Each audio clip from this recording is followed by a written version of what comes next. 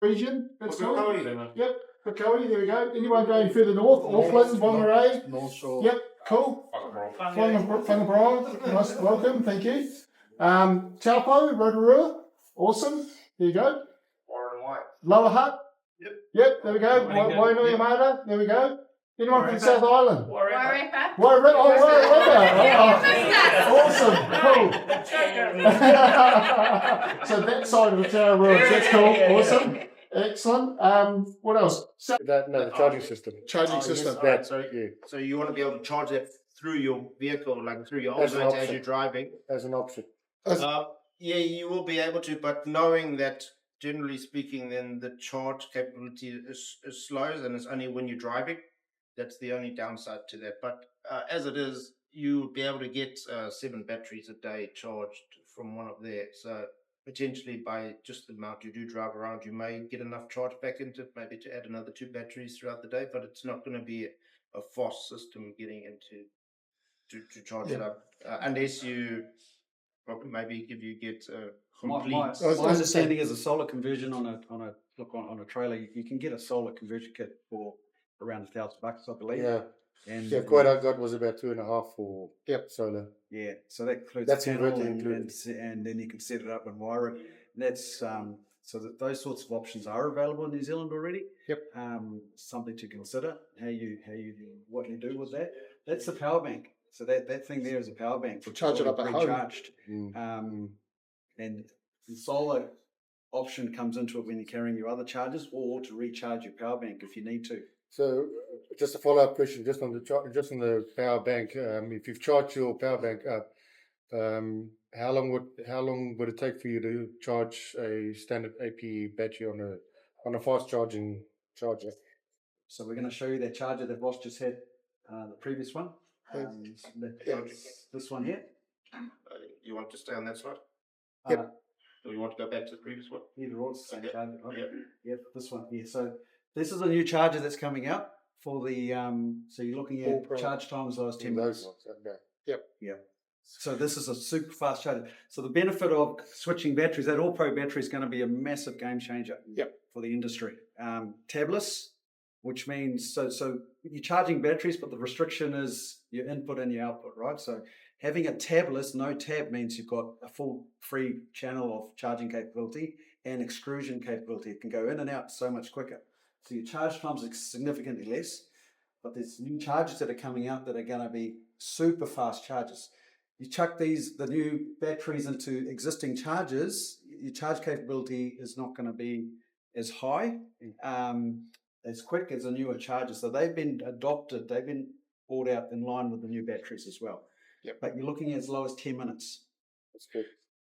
Carson, from that is also, anyone here has got Hilux SR5 or the new Ford Territories, BYD, they all have charging ports in them. So while you're driving, you're charging, and then the power bank to back up when you're stopped. So most utes today have a power bank or have a charging capability within them, 240 volt outlets. So, sorry, I'm lingering on this now. Yep. I know you guys want to carry on. Right. So I've got the AP300 series batteries Yep. with the standard fast charger and single one. Obviously, would that take how long would it take to charge on that fast charging battery?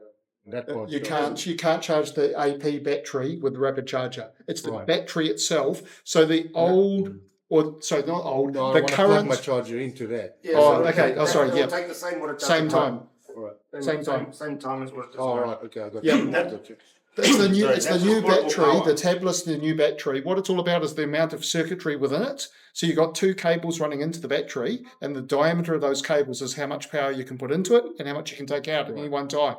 When you go tabless, there's no wires. So you've gone from half a kilometre of wiring inside a battery to almost nothing. And so all the power can be dumped in almost instantly and sucked out again almost instantly with huge output. They're amazing, the new technology. And so the capability is the battery, and the new rapid charger is the new moving forward from November. From November. Yep. Available in New Zealand from November. We had another question here.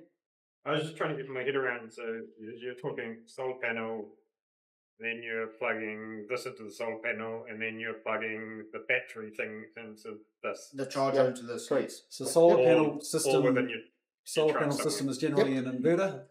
If that's on your rig, Yeah. trailer or your truck or van, and that inverter is converting it to allow you to plug in your standard chargers that you have at home today. Yeah. This is a power bank. This can be used in that capability as well. If you need to recharge this, you can. But this power bank is pre-charged at home typically. I mean, you could have it at home and you can use your solar panel. It's free power, right? You could use it there to charge it at home. Once it's charged, it's like your phone power banks that we use when we're carrying around with us. That's exactly what this is. Portable generator. It's a portable, it's a portable charge system. How many batteries will they charge?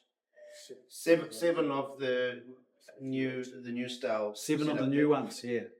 There's different greases for different applications. And what makes them different is the actual running gear that they're trying to maintain and preserve, right? So please use, just like the Super Clean, use the right grease for the right application. The hedge trimmer grease is different to the line trimmer grease. At different loads, there's different mechanisms. So use the right grease. How often would you be greasing the gearbox on your hedge trimmer? Just depends on how often you use it. Weekly? Depends if you're using full-time hedges, you'd be considering that. We would, weekly might be a little bit too often. The key is how much grease are you putting in there as well. Better piece of Sorry? like a thumbnail or a Thumbnail's perfect, yeah, 100%. So you don't want to be over-greasing your gearbox either, right? So there's only certain amount that you can pump into these. It's a maintenance application. It's not really a daily thing, but you should be, depending on how many hedges you're doing, you'd be considering doing it monthly or every 3 months, or you might be doing it every fortnight if you're doing full-time hedges. But it's only minimal amount of grease that needs to go in there at any given time, right? You don't want to pump that full and then you end up with issues in there because you've got too much grease in there. Right? There are service kits available for most of the products through the Stihl shops: air filter, fuel filter, and spark plug. Fuel tank. It's apparent that we're filling up on the fly on the job. They will accumulate a whole lot of debris in there, whether it's grass or anything else, dirt. It's quite common, so just keep an eye on that, and keep an eye on your fuel cans as well, where you're filling from, because they can all start getting decontaminated. Any questions on the hedge trimmer? Pretty straightforward. It's all very quiet, Onka. So Easy. in the room, just a show of hands, just for honesty, who thinks grease is grease? No? Yeah? CRC WD-40. Raise your hands. Who likes one over the other? WD-40? Yep. CRC? That's cool. You know the significant difference between the two? Or the other one's Worth, HS300. Who likes that one? Yeah, corrosion eats. Okay, that's cool. They're all distinctly different. They all do a slightly different job. The HS300 from Worth, I love it on bicycle chains. The reason is because it's sticky and tacky and it stays on the chain. I'm running Tour de France, I can keep going for ages and it comes off. Whereas CRC or WD-40, I go flying down the road and it sprays off all over the wheels and brakes in no time at all because it doesn't stick. So there's different greases for everything, and we do say the right product for the right job is much more important than just putting grease in. Okay? Thanks, team. All right, move on to the next product, the lawnmower. Potentially the product you guys use the most. My last giveaway for the honesty. Grease is grease. It's not. So in the beginning of this little discussion, we spoke about what some first things you're going to do with your 4-strokes or with your lawnmower to check. As we mentioned, the dipstick. So for a 4-stroke engine, obviously your oil is important for lubrication within the engine. On your 2-stroke, it's what you're mixing into the fuel. They've been over that. So I do recommend checking your dipstick daily.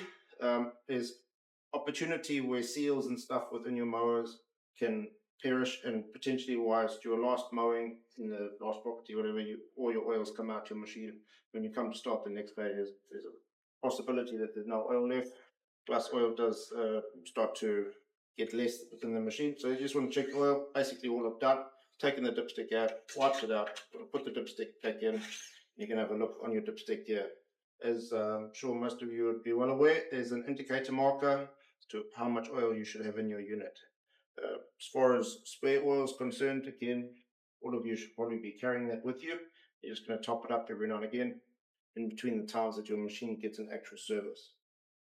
Those of you who are servicing the complete engine yourself, you'll be well aware to carry on with that. Some of you just won surprises there where it looks like you can drain your own oil, so good luck to you going forward. Eventually you're going to become mechanics. What you should be looking at as well, sorry Ross, is just the colour of the oil. If it starts going really dark, then it's a sure sign that it's burnt, and you're going to have to. You should be looking at changing it. Should look like honey. Nice, clear, yellowy colour. I'm sure you guys have some kind of a maintenance program for your mowers that you should be working towards there as well. So in line with checking oil, you know that at a certain period of time you're going to replace that for fresh oil, or the shop's going to do it for you, one or the other. The other thing you guys are probably all hopefully check your air filters again. Air filters on grass, they're little bits of grass, especially when it's nice and dry, and you will prefer mowing in the dry as opposed to the wet.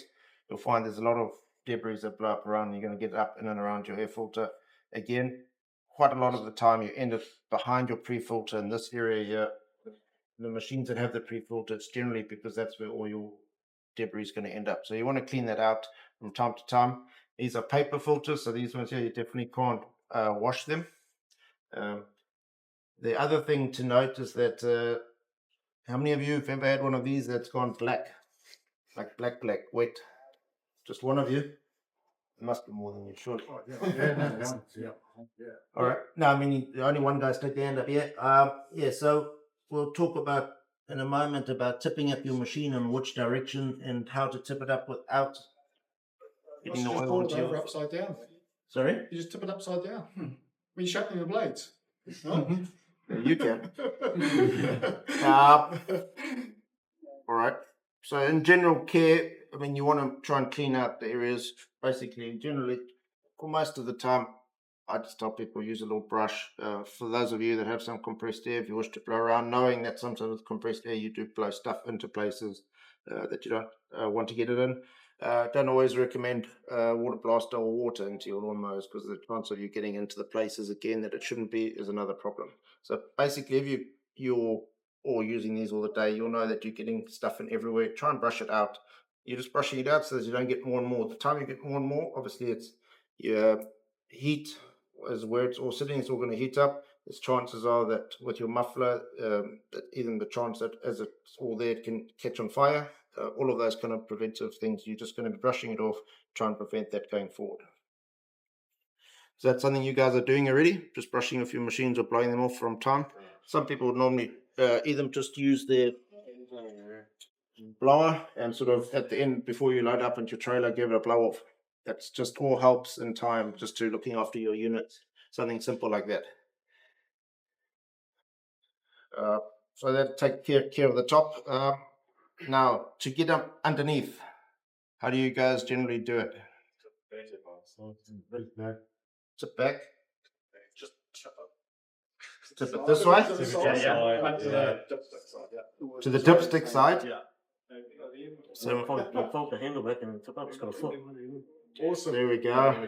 So, someone who knows, there you go, coffee cans. So, I've run out of lollies. Freebies. When you tip them sideways, may it be air filter down, it's a good opportunity that your oil and your fuel from your carburetor is going to run in and wet out your air filter. When you do it the other way, there's still an opportunity for you to get oil into your muffler. So the next time you start it, you've got this cloud of grey smoke going off.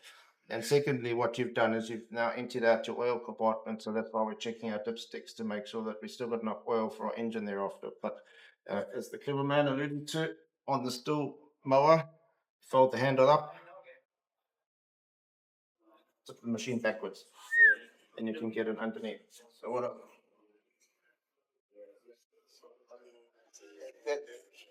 Try and make it so most of you can see. When we're in underneath here and we're wanting to do some cleaning, what are the things we're looking for? Chips, debris, Just damages. cleaning out the general dirt out of all of this area. I'm sure those of you who do mulching and all of that, you know that when that's all clogged up, you find your machine doesn't mulch nicely and you end up leaving clumps everywhere and all the rest. Some of you are sharpening your own blades. That's all well and good. Are you guys torquing up your bolts after you've done such thing? Or you just going with a impact wrench and tightening it as much as possible?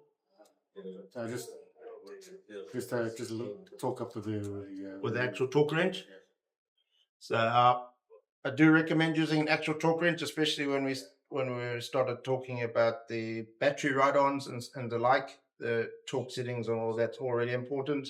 A lot of the times when you watch any YouTube, anything, you'll find people just on there with some kind of impact wrench and just going for a couple of clicks. Chances are you could create more damage. I do recommend having your specs for your torque settings. Ross, I always thought it goes all the way up to strip thread and then half a turn back. Yeah, Is that- that's who was that one? There we go. that's the old way of thinking. Strip thread and half a turn back.